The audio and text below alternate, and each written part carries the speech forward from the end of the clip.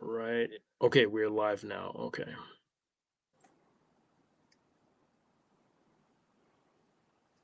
All right, I'm gonna play our intro.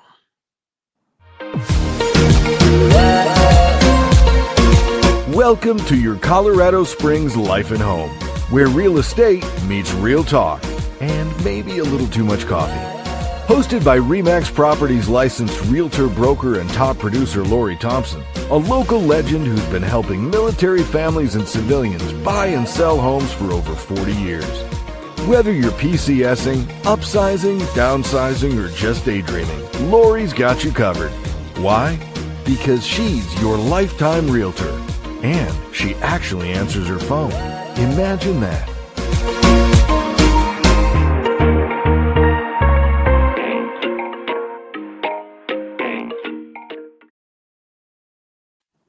It is not just about the rate, it's about what it means for your monthly budget and buying power.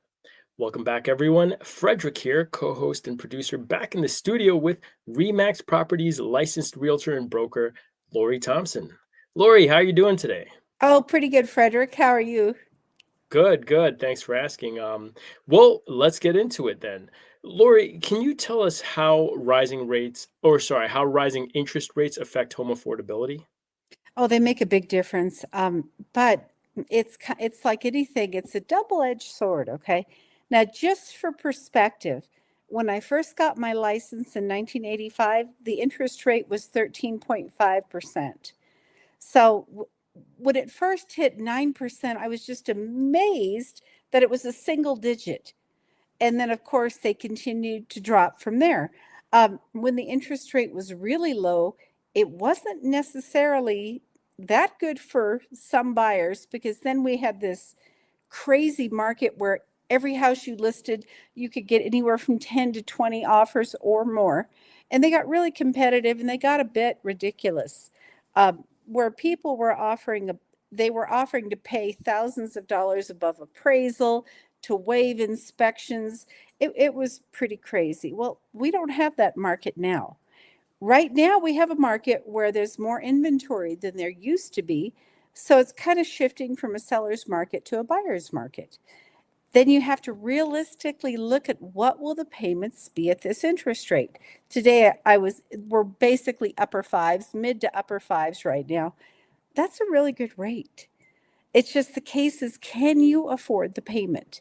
So right now, buyers are getting closing cost concessions. They're getting different types of financing concessions.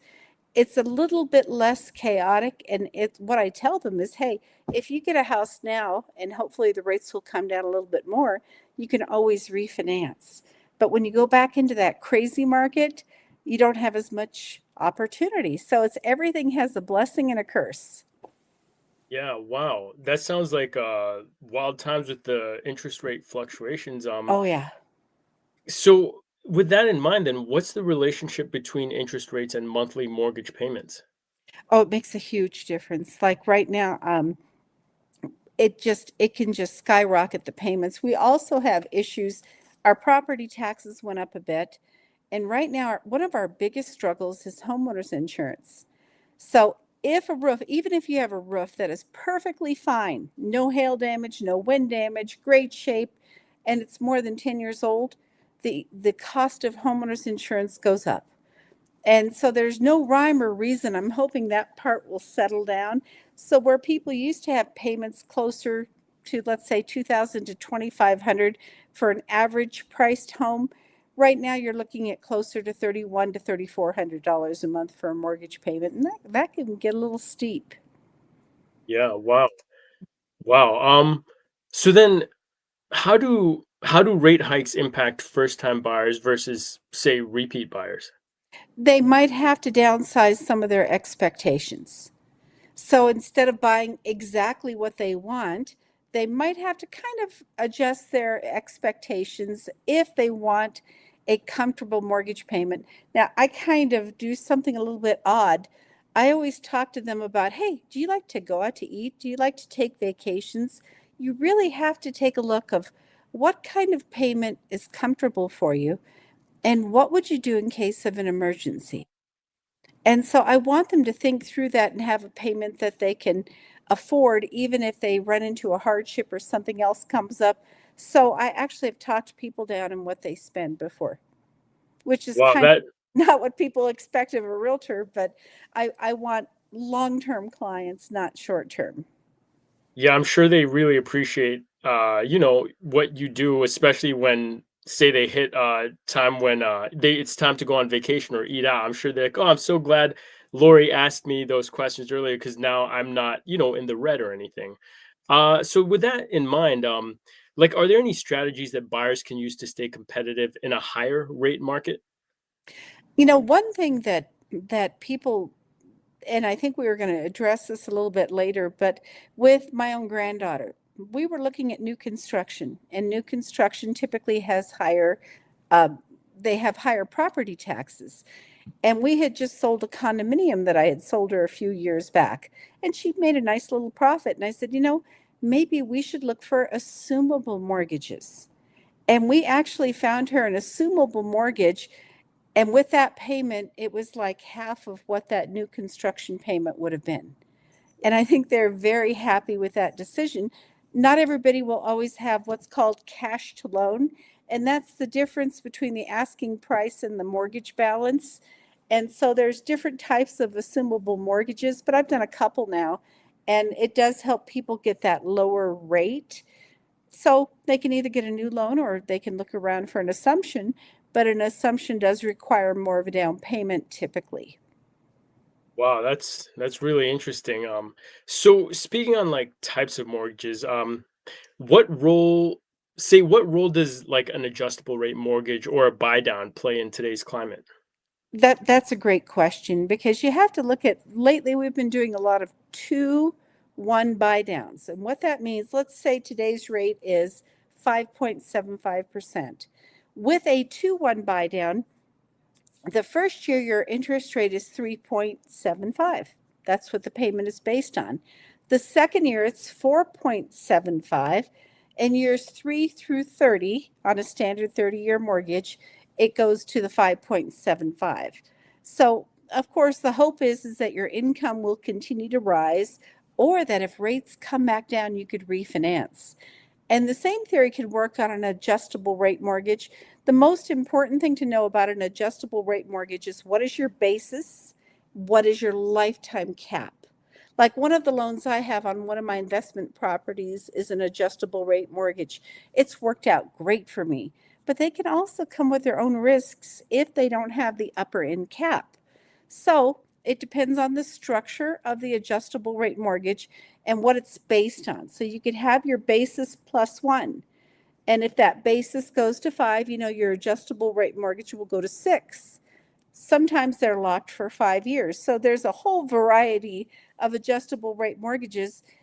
The only One of the things I can share is that the way mine was structured, every time it recast what the interest rate would be, it was on the lower loan balance. So my payment didn't change much. But of course, different loan products can offer different risks and benefits. So it's always worthwhile to talk to a qualified mortgage lender who will tell you worst case scenario. True, true. Thanks for that.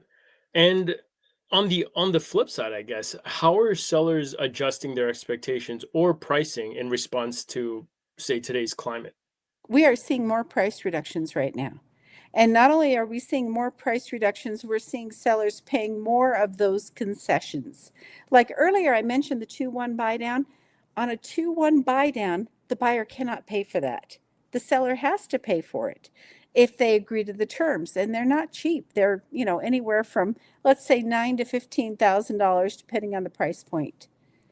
Mm, So those are called concessions, and they're applied towards closing costs and or the buy downs. So that's the biggest change right now, is that sellers are paying concessions that they weren't paying a few years ago.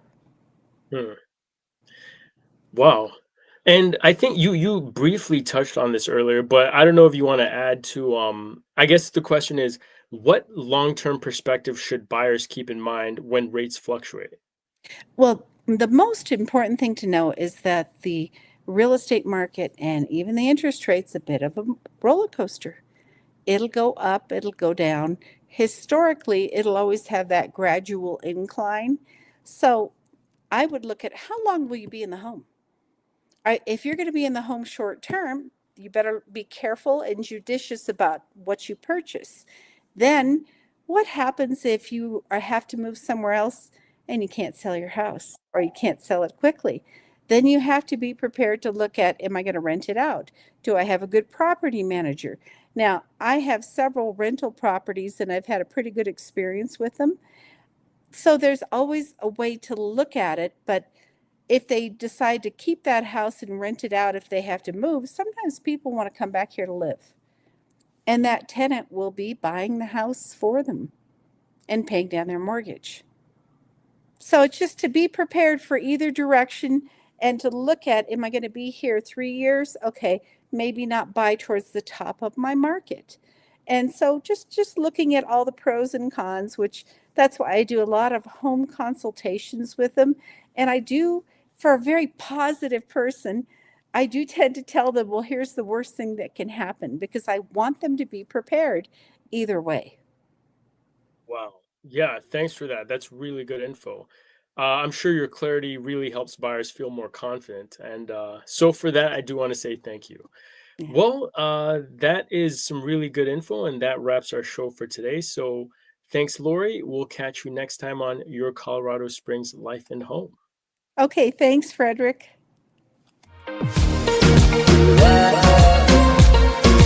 That's a wrap for this episode of Your Colorado Springs Life and Home. Got questions? Need advice? Just want to talk about interest rates and granite countertops? Call or text Lori at 719-332-1807. Yes, she'll really respond. Or visit LoriThompson.remax.com to get started with your lifetime realtor. Because when it comes to Colorado real estate, Lori doesn't just know the market, she is the market.